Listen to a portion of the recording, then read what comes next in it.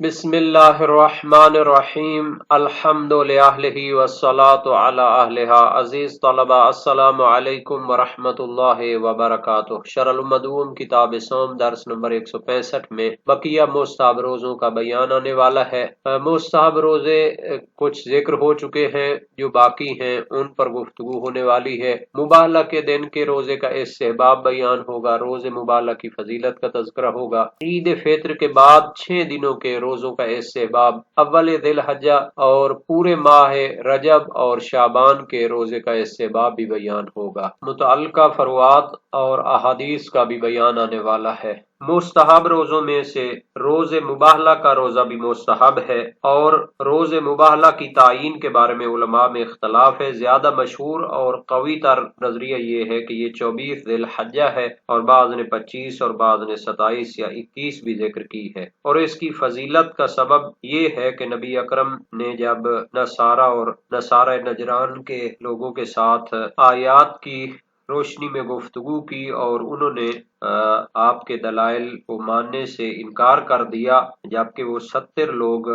آئے تھے نجران سے، تو نبی اکرم نے ان سے مباہلے کے لیے کہا، چونکہ قرآنی آیت موجود تھی سورہ آل عمران، فَمَنْ حَاجَّكَ فِيهِ مِن بَعْدِ مَا جَاءَكَ مِنَ الْعِلْمِ فَقُلْ تَعَالَوْا نَدْعُ أَبْنَاءَنَا وَأَبْنَاءَكُمْ وَنِسَاءَنَا وَنِسَاءَكُمْ وَأَنفُسَنَا وَأَنفُسَكُمْ ثُمَّ نَبْتَهِلْ فَنَجْعَلْ لَعْنَةَ اللَّهِ عَلَى الْكَاذِبِينَ۔ علم آ جانے کے بعد جو تم سے اس بات میں جھگڑا کرے تو کہہ دیجئے کہ تم اپنے بیٹوں کو لاؤ، ہم اپنے بیٹوں کو لاتے ہیں، تم اپنی عورتوں کو لاؤ، ہم اپنی عورتوں کو لاتے ہیں، تم اپنے نفسوں اور جانوں کو لاؤ، ہم اپنے نفسوں اور جانوں کو لاتے ہیں، پھر مباہلہ کریں گے اور اللہ کی لعنت جھوٹوں پر قرار دیں گے۔ تو نبی اکرم نے اپنے اہل بیت کو چادر تطہیر کے نیچے جمع کیا۔ امام امیر المومنین حضرت فاطمہ زہرا سلام اللہ علیہا اور امام حسن اور امام حسین علیہ السلام اور آیت تطہیر کی تلاوت کی، انما یرید اللہ لیذھب عنکم الرجس اہل البیت ویطہرکم تطہیرا۔ تو جب نبی اکرم اپنے اہل بیت کے ساتھ میدان مباہلہ کی طرف چلے تو وہ لوگ جو آپ کے مقابلے میں موجود تھے حق و باطل کے معرکہ میں، انہیں پسپائی ہوئی اور انہوں نے فدیہ دینے پر رضامندی ظاہر کی، اور نبی اکرم کے ساتھ مباہلہ کرنے کی جرات نہیں کی، کیونکہ یہ حقیقت تھی کہ اگر ان کے خلاف نبی اکرم لعنت کرتے اور اہل بیت آمین کہتے تو وہ مدروں کی صورت میں مسخ ہو جاتے۔ اس آیت سے یہ چیزیں سمجھی جاتی ہیں کہ اگر نبی اکرم کو اپنے اہل بیت سے بڑھ کر کسی کی سچائی اور پاک دامنی کا یقین ہوتا تو اسے ضرور لے کر جاتے۔ اس سے اہل بیت کی عظمت اور طہارت اور افضلیت ثابت ہوتی ہے، اور وہ محبوب ترین مخلوق ہے خدا تعالی کی، اور معرکہ حق و باطل میں نبی اکرم کے ساتھ ہیں۔ امام حسن اور امام حسین علیہ السلام کو پیغمبر کی نسل قرار دیا گیا، اور حضرت فاطمہ زہرا سلام اللہ علیہ کو سیدۃ نساء العالمین قرار دیا گیا، اور امام امیر المومنین علیہ السلام چونکہ تنہا مرد تھے جو اس میں تشریف لائے تو انفسنا کا مصداق قرار پائے، اور اتحاد وجودی تو نہیں ہے، کمالات اور صفات کے لحاظ سے افضلیت ثابت ہوتی ہے نبی اکرم کے بعد تمام لوگوں سے۔ اور اس دن ہی امام علی علیہ السلام نے رکوع میں انگشتری فقیر کو دی، تو یہ آیت بھی نازل ہوئی، انما ولیکم اللہ ورسولہ والذین آمنوا الذین یقیمون الصلاۃ ویؤتون الزکاۃ وہم راکعون۔ بے شک تمہارا ولی اللہ، اس کا رسول اور وہ مومنین ہیں جو نماز کے رکوع میں زکوٰۃ دیتے ہیں۔ اور ان آیات کا شان نزول متواتر ہے، بہت سے علماء نے مستقل کتابیں بھی لکھی ہیں، اور علامہ حاکم حسکانی نے شواہد التنزیل میں ان تمام آیات کے شان نزول کو متواتر سندوں کے ساتھ جمع کیا ہے جو اہل بیت کی شان میں ہے، اور وہ کتاب اب ترجمہ بھی ہو چکے کراچی۔ اور ہر ہفتے میں جمعرات اور جمعے کو روزہ رکھنا بھی مستحب ہوتا ہے، اور عید الفطر کے بعد 6 دن روزے رکھنا اس کا بھی استحباب ہے۔ جو بندہ یہ روزے رکھے گا تو 1 سال کے روزوں کے برابر ہوں گے، اور اور اس کی فضیلت میں کافی روایات موجود ہیں۔ عبارت کو دیکھ لیتے ہیں۔ فرمایا والمباہلہ، تو روزہ رکھنا مباہلہ میں مستحب ہے، والخمیس والجمعۃ فی کل اسبوع، اور ہر ہفتے میں جمعرات اور جمعے کا روزہ رکھنا بھی مستحب ہے، وستۃ ایام بعد عید الفطر بغیر فصل متوالیۃ، اور عید الفطر کے بعد 6 دن روزے رکھنا بھی مستحب ہے، بغیر فصل، بغیر فاصلے کے، یعنی دو میں شوال سے شروع کریں، متوالیۃ، اور یہ دن پے در پے روزے رکھنے چاہیے۔ فمن صامها مع شہر رمضان عدلت صیام السنۃ، جو شخص ماہ رمضان کے ساتھ ان 6 دنوں کے بھی روزے رکھے گا تو یہ پورے سال کے روزے کے برابر ہوں گے۔ وفی الخبر ان المواظبۃ علیہا تعدل صوم الدہر، اور روایت میں آیا ہے کہ ان 6 دنوں کے روزوں کا تسلسل اور ان کی حفاظت کرنا اور ان کو انجام دینا تعدل صوم الدہر، پوری زندگی کے روزوں کے برابر ہے۔ وعلل فی بعض الاخبار بان الصدقۃ بعشر امثالها فیکون رمضان بعشرۃ اشہر وستۃ بشہرین وذلک تمام السنۃ فدوام فعلها كذلك يعدل دہر الصائم۔ اور بعض روایات میں اس کی علت اور سبب بیان ہوا ہے کہ جس طرح صدقہ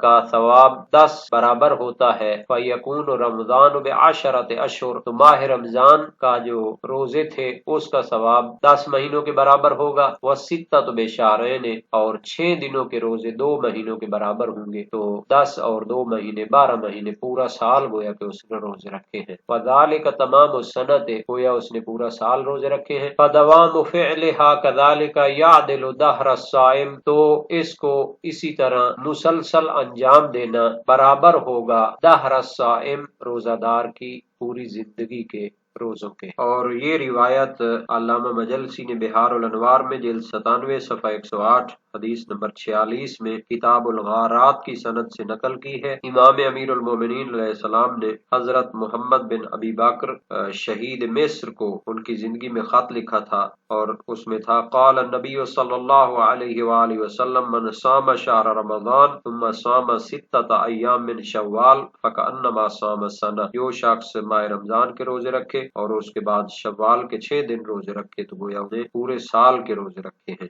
اور یہ جو روایت ہے کہ اس پر دوام دینا اور اس کی حفاظت کرنا یہ پوری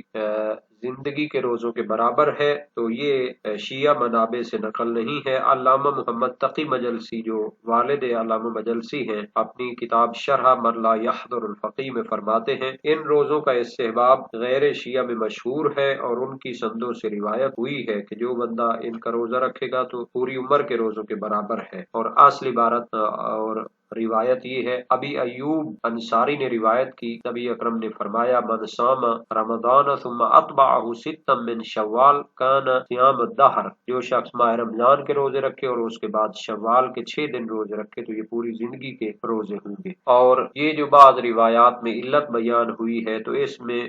صدقہ سے مراد صدقے کا مشہور معنی بھی ہو سکتا ہے، اور مراد ہو سکتا ہے کہ روزہ ہو، مجازن مراد ہو۔ اور دہر الصائم میں الصائم پر جو الف لام ہے تو یہ اشارہ ہے کہ یہ اس کی زندگی کے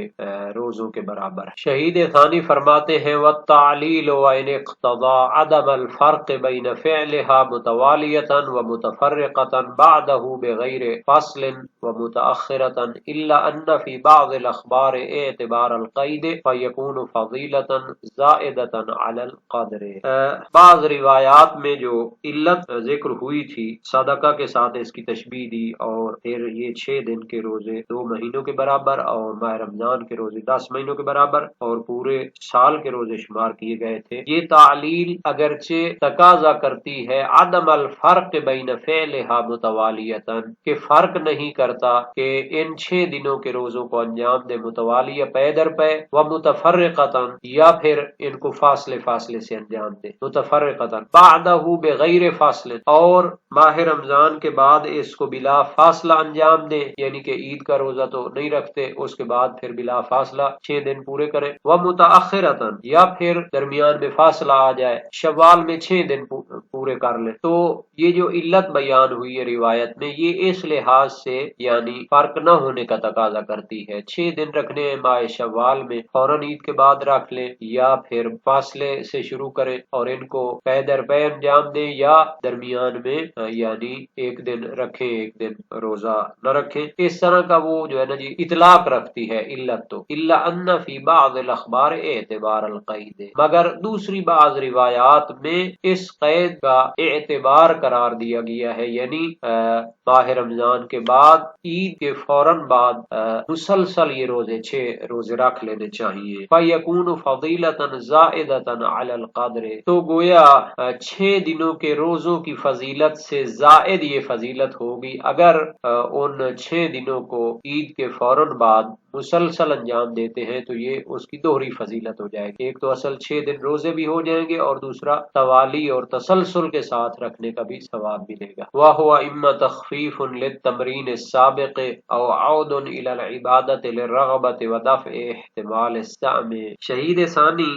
عید کے بعد فوراً ان 6 دنوں کو بلا فاصلہ اور پے در پے رکھنے کے اعتبار کی 2 حکمتیں بیان کرتے ہیں۔ پہلی حکمت کہ اس اعتبار توالی اور اس کو مسلسل انجام دینا، بلا فاصلہ انجام دینا، اس کی علت ہے اما تخفیف، یا تو یہ روزہ دار کے لیے تخفیف ہے، یعنی اس کے لیے آسانی قرار دینا ہے، للتمرین السابق، چونکہ وہ ماہ رمضان کے پورے مہینے روزہ رکھ چکا ہے اور اس کی عادت ہو چکی ہے، تمرین اور مشق ہو چکی ہے، روزہ رکھنا اس کے لیے آسان ہے۔ تو اگر وہ عید کے فوراً بعد 6 دن روزہ رکھ لے گا تو یہ اس کے لیے دشوار اور مشکل نہیں ہوگا۔ اگر درمیان میں فاصلہ آ جائے اور پھر وہ کیا ہے ان کو بغیر تسلسل کے انجام دینا چاہے، تو ہو سکتا ہے کہ اس کے لیے روزے رکھنا سنگین اور مشکل ہو جائے۔ اس وجہ سے اس کے لیے قرار دیا گیا ہے کہ وہ عید کے فوراً بعد 6 دن تسلسل کے ساتھ روزے رکھے۔ او عود الی العبادت، یا اس کی دوسری حکمت یہ ہے کہ روزہ دار دوبارہ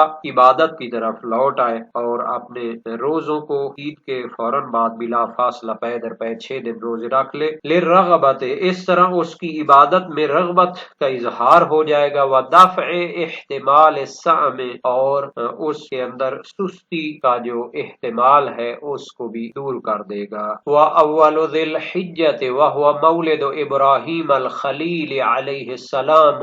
اور مستحب روزوں میں سے ہے اول ذی الحجہ کا روزہ رکھنا کہ وہ حضرت ابراہیم خلیل اللہ کی ولادت کا دن ہے، وباقی العشر غیر المستثنى، اور اسی طرح باقی جو پہلے عشرے کے دن ہیں، اول ذی الحجہ کا جو پہلے 10 دن ہیں، ان کا روزہ رکھنا بھی مستحب ہے، غیر المستثنى، سوائے عید والے دن کا روزہ تو حرام ہے، وہ استثناء کیا گیا ہے، عید قربان کا روزہ نہیں رکھ سکتے، باقی جو دن بچیں گے 10 دنوں میں تو ان کا بھی روزہ رکھنا مستحب ہے۔ وَرَجَبٌ كُلُّهُ وَشَعْبَانُ كُلُّهُ، اسی طرح پورے ماہ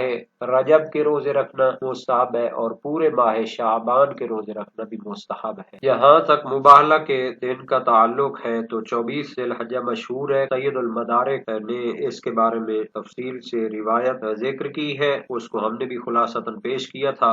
مدارک الاحکام جلد 6 صفحہ 269 میں، اور سید المدارک کا مزید کہنا ہے کہ مجھے اس دن کے روزے کے استحباب کی خصوصی روایت نہیں ملی، منتہی المطلب میں علامہ حلی نے اس کی علت بیان کی ہے کہ یہ مبارک دن ہے اور اللہ تعالی نے اس دن میں نبی اکرم کو اپنے دشمنوں پر فتح نصیب کی، اور اس میں اہل بیت کا جو مقام و منزلت ہے وہ ظاہر ہو گئی، تو یہ عظیم کرامات میں سے ہے اور اس کا شکر کرنے کے لیے انسان کو روزہ رکھنا چاہیے۔ اور اسی طرح ہر ہفتے جمعرات اور جمعے کو روزہ رکھنا تو زہری کی روایت امام سجاد علیہ السلام سے، وَأَمَّا الصَّوْمُ الَّذِي يَكُونُ صَاحِبُهُ بِالْخِيَارِ فَصَوْمُ يَوْمِ الْجُمْعَةِ وَالْخَمِيسِ وَالْاثْنَيْنِ وَصَوْمِ الْبِيضِ وَصَوْمِ 6 أَيَّامٍ من شوال بعد شهر رمضان وصوم يوم عرفة ويوم عاشوراء فكل ذلك صاحب فيه بالخيار ان شاء صام وان شاء افطر۔ وسائل الشیعہ باب 5 ابواب الصوم المندوب میں یہ روایت موجود ہے۔ جس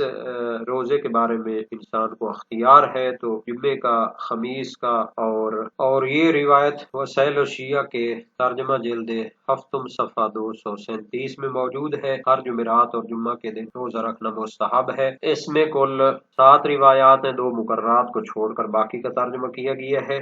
وہ روزے جن میں آدمی کو رکھنے یا نہ رکھنے کا اختیار ہے جمعہ، خمیس، سوموار، ایام 20، 11، 12، 13 کے روزے ہیں، اور ماہ رمضان کے بعد شوال کے 6 روزے، اور روزے عرفہ کا روزہ اور عاشورہ کا روزہ بھی امساک کے عنوان سے۔ یہ سب وہ روزے ہیں کہ آدمی کو اختیار ہے، چاہے تو وہ صاحب سمجھ کر رکھے اور چاہے تو نہ رکھے، اور باقی بھی روایات اسی میں منقول ہیں۔ امام رضا علیہ السلام کی روایت ہے، ہشام بن سالم کی امام صادق علیہ السلام سے، حضرت عبداللہ بن سنان کی، اور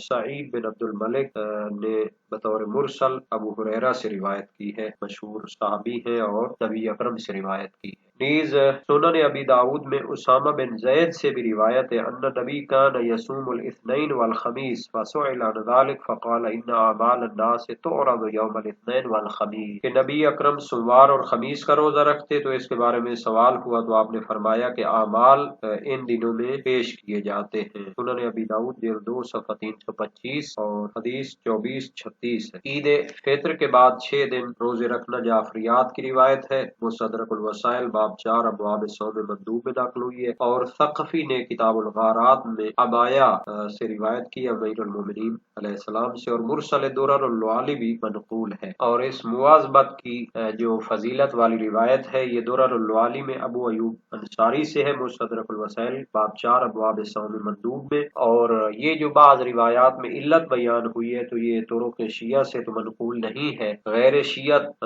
سندوں میں ہے، اور نیل الاوتار میں جلد 4 صفحہ 251 میں شوکانی نے نقل کی ہے۔ اور عید کے بعد 3 دنوں کے فاصلے سے یہ 6 دن روزے رکھنا متأخرتاً کے بارے میں تو یہ زیاد بن ابی حلال کی روایت ہے، اور یہ وسائل الشیعہ باب 3 ابواب الصوم المحرم والمکروہ میں پائی جاتی ہے، اور اسی طرح حریز کی بھی ائمہ معصومین سے روایت ہے۔ حریز بن عبداللہ سجستانی بلوتانی امام صادق علیہ السلام کے شاگرد تھے، اور صحیح عبد الرحمن بن الحجاج کی بھی امام صادق علیہ السلام سے روایت ہے، اور یہ بھی اسی باب میں موجود۔ اور اول ذی الحجہ کی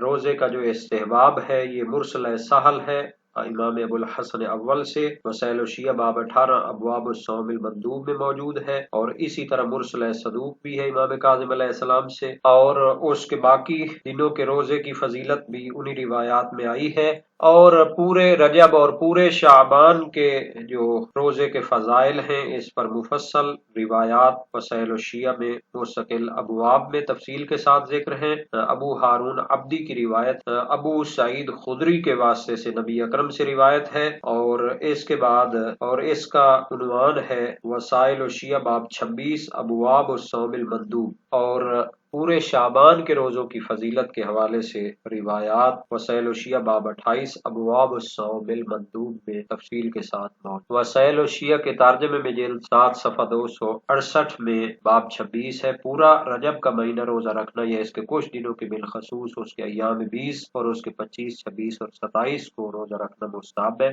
اس میں کل 26 روایات ہیں، 2 مقررات کو چھوڑ کر باقی 24 کا ترجمہ کیا گیا ہے، اور باب 28 صفحہ 276 پہ ہے پورے ماہ شعبان یا اس کے کچھ ایام کے روزے رکھنا مستحب ہے۔ اس باب میں کل 31 روایات ہیں جن میں سے 9 مقررات کو چھوڑ کر باقی 22 کا ترجمہ کیا گیا ہے، تو ان تفصیلی روایات کو ترجمہ وسائل الشیعہ میں ملاحظہ کیا جا سکتا ہے۔